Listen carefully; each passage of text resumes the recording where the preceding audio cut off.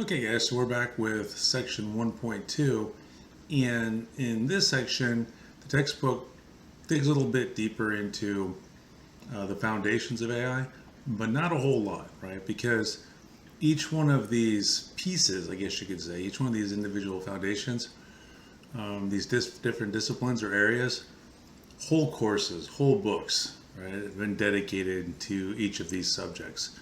So the textbook just tries to go through and give you an overview of the contributions of these different areas, right? And it does that by laying out some questions, okay? And first, in this section, talks about the contributions of philosophy. And the questions here that it lays out is, can formal rules be used to draw conclusions? How does the mind arise from the physical brain? Where does knowledge come from? How does knowledge lead to action? And so the text in this portion harkens back to the great philosophers, right? To the Aristotles, to the Descartes, to the Humes, and essentially addresses some of these questions that they were wrestling with. What does it mean to think, right?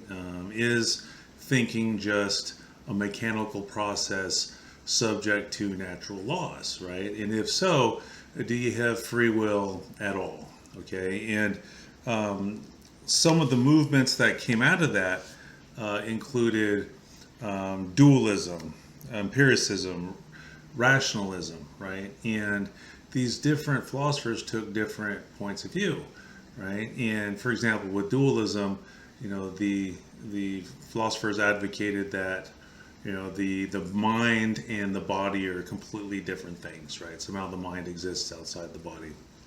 Whereas others argued that, well, the brain is the mind, and it's controlled by physical processes, physical laws, physical machinery, as it were. And if that's the case, in the realm of AI, right, if a brain works like that, then we can build machinery that emulates the way that a mind works. Another contribution from the philosophers was, their attempt to try to answer the question, how does knowledge lead to action, right? And essentially, knowledge comes from perceiving things was an argument that was made, right? Perceiving things in your world, you combine those perceptions together, and those perceptions form your understanding of reality, your knowledge about reality. Okay, and if you string together a series of perceptions, okay, and if your mind is more like a machine that can follow certain rules, right? So a brain, a mind can perceive certain events, follow a certain set of rules that can then lead the mind or lead you to decide, well, this is the type of action that I should take. Okay, and the textbook takes the position that this is kind of how you do it, right? Where we're going to study, at least early on, that these rational agents that we can build, they're going to observe a series of events. They're going to have a series of perceptions. They're going to have a series of things they perceive about their environment. And then based on certain rules, that can lead the rational agent to make the best decision given what it's perceived up to that point. Okay. What about mathematics? Okay. So what are the questions here the textbook asks? Well, what are the formal rules to draw valid conclusions? What can be computed? And what do we reason, or how do we reason with uncertain information? So essentially, the field of mathematics, mathematicians, or mathematical thinking, how this contributed to AI was essentially the ability to put together algorithms, right? And the ability to determine, what is possible for a computer to compute. What is possible for a rational agent to be able to do, right? What are the limits? So you've heard about NP problems, NP complete problems, NP hard problems. What are the limits of computation? And mathematics allows us to answer those questions and also gives us a formal language to be able to ask the question in the first place. And another contribution for mathematics is the ability to work with probabilities. So how do you make a decision when you don't have, when you're not 100% sure of everything, right? If you think, well, there's a 90% chance this is true, or there's an 80% chance this is true, what should I do, right? So the mathematics of probability is lent to AI or benefits AI a lot because an agent isn't always going to have perfect information, okay? And so you have to be able to somehow quantify, well, what are the odds of this as opposed to that, and then make a decision based off of that, right? Off of those odds. Okay, so what about economics? Okay, so economics, it's been argued that economics is more a study about behavior. It's more of psychology than numbers. It's not mathematics. It's more the psychology of behaviors and motivations of individuals, right? So what do individuals do in an economy? Economists will tell us that they're trying to do their best to maximize their decisions, right, or the payoffs of their decision, given the information that they have, right? And then you're also trying to analyze decisions individuals make in an economy that are maybe in opposition to your goals, right? A little bit of game theory goes into that a little bit, right? I want to buy something, I want to work for this person. Well, the person I'm buying from wants to charge me as much as possible. The person I'm working for is financially motivated to pay me as little as possible. What are my motivations operating in that economy? What motivates me to make my decisions? Okay, and how do I make the decision when maybe the benefit isn't immediate, right? That's one of the big problems with capitalism, is that nobody ever thinks further than the next quarter ahead, right? That's why we're struggling so much with climate change, is because fossil fuel companies have to maximize profit right now, right? And so you kind of put off into the future. Well, who cares about if the planet burns up, 10 years from now? We'll be dead. We have to make a profit right now. So how can a rational agent decide between what's best now as opposed to what's best later? How do you quantify that? And so a lot of the discussions, I guess you could say, in economics, a lot of what they're dealing with comes into play or is useful to a rational agent within the realm of AI. Okay, so what about neuroscience? Okay, well, how do brains process information? Okay, if you understand how a brain works, right, and if it's a form of machinery and you can lay out the rules for how a brain works, as people have done, right, then you can leverage that information to create learning machines. Okay, so neural networks are based off of the ideas, or a lot of the ideas, from neuroscience, right? So without the field of neuroscience, or an understanding of the brain, well, then no neural networks, right? So one whole subset, I guess you could say, of AI, of learning machines, deals with this idea of neural networks. And what is that based off of? Well, our understanding of the brain. Well, where did that come from? Neuroscience. How do brains process information? How do they learn? How do they store that information? Okay. All right, so this is a very interesting slide or graphic figure that I included from the text, because it kind of shows you the relative computational power, I guess you could say, the scale of different systems or different entities, different artifacts. So a supercomputer versus a personal computer versus a human brain, and we can see that the human brain, its computational power. Modern machinery, modern computers are starting to approach, in some aspects, not all, but in some aspects, supercomputers, personal computers to a certain extent are starting to approach the capabilities of human brains, at least in some categories, right? And so that's why a lot of influencers, right? A lot of people, of the heavy hitters, I guess you could say, within AI, are starting to struggle now with, well, are we ever going to have a singularity? What's going to happen if and when that occurs, right? Where artificial intelligence surpasses human intelligence. What are the ethics of that? At what point does a machine become sentient, right? If a machine can outthink us, then what are humans going to do, right? So you can see that, some of these numbers start looking very similar, very in the ballpark. Now, cycle time, the human brain's still better, right? But if you take a look at the operations per second of a supercomputer as opposed to a human brain, pretty close, right? Or how fast your memory can update in a supercomputer as opposed to human brain, they're parity, right? So computers are starting to catch up with the raw computational power of the human mind. 20 years ago, no way, not even in the same class. But nowadays, yeah, it's getting closer. So better understanding of the human brain can help us to build better computers, which can help us to build better artificial intelligence. Okay, so psychology, how do humans and animals think and act? And this goes back to, in section 1.1, where we're talking about, what's it mean to behave rationally as opposed to think rationally and whatnot, behave humanly or think humanly.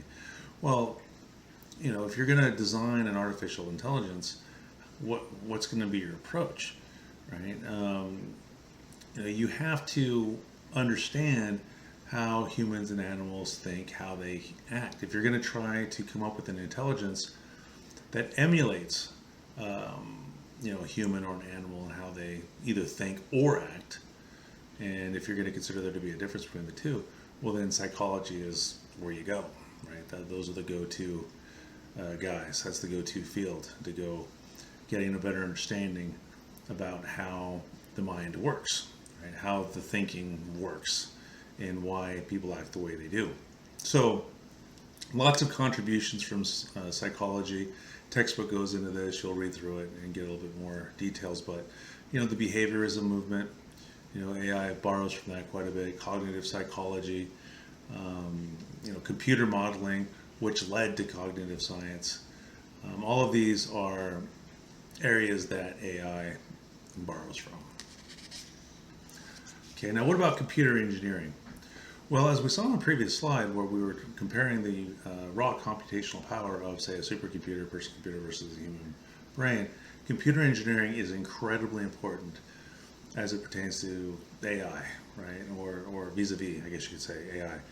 Because the intelligence or rationality of an artificial intelligence is going to, or of a computer, of a machine, is going to be limited by the computational power, that the artifact in which that intelligence is being expressed is given, right? So, you can only be as smart as your hardware allows you to be, right? There are physical limits, okay? So, if a computer only runs so fast, then a machine's only going to be able to think so fast, or you're going to be limited to the types of logical problems that you can solve, right? So a better AI is going to require a better artifact, a better piece of hardware, right? So an intelligence has to, just even think of it more base, right?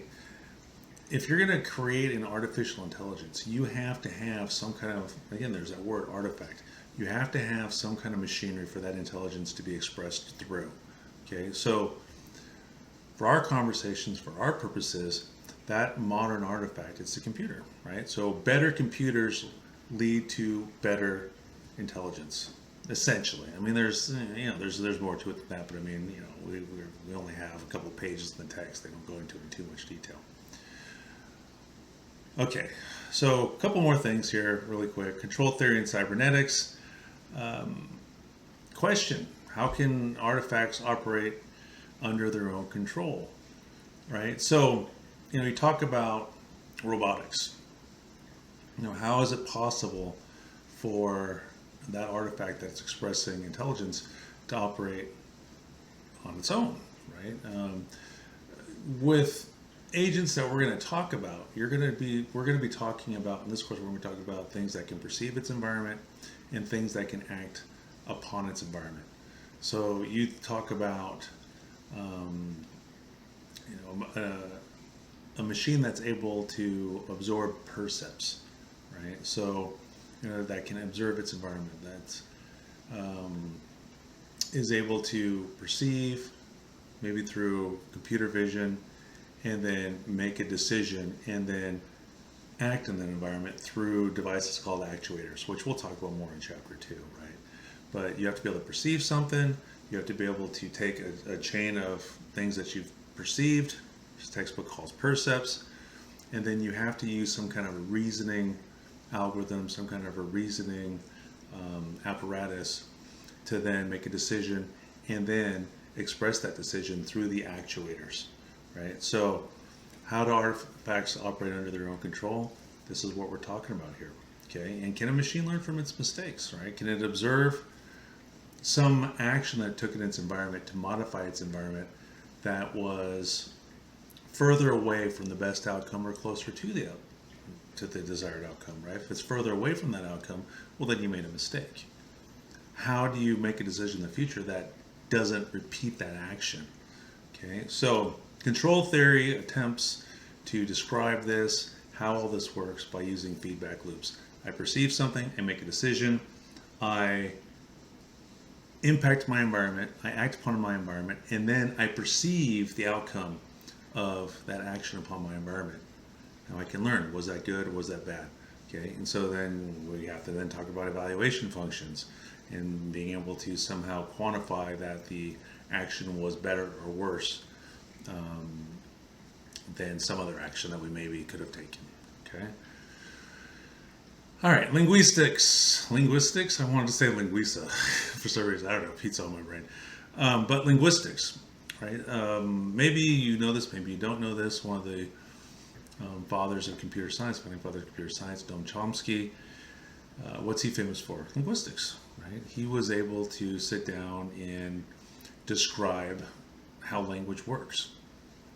Okay, and he also, a lot of his work also talked about how you understand and perceive your world based off of your language, right? You think in symbols, you represent your understanding of the world in symbols, that those symbols can be language, right? So in AI, we're going to find when we look at some of the logics, we're going to look at propositional logic and first order logic, that we're going to have symbols that represent knowledge, right? That represent things that we've perceived maybe in our environment, and by in our environment I mean the agent's environment. Okay, and so how does language relate to thought? How does that symbolism relate to knowledge? Okay, and dealing with that led to fields known as computation linguistics, natural language processing. Remember the Turing test. Write down a question, AI has to be able to read the symbols on the page, right? Or somebody has to type in the symbols on the page, right? If it was just the original Turing test, not the total Turing test. But those symbols have to be translated into some kind of knowledge that then can be processed, that can be reasoned with to come to some kind of decision, right? So early work in linguistics, the Noam Chomskys of the world, they really contributed to how knowledge is represented, how it's thought of, okay? All right, so that's section 1.2. Just, hey, what are these different fields and how do they contribute to AI? So there's some thoughts for you. Of course, you're going to go through and read through the text and get a little bit more in depth than I can in a lecture video. We come back in the next video, we'll dig into a little bit of the history of AI.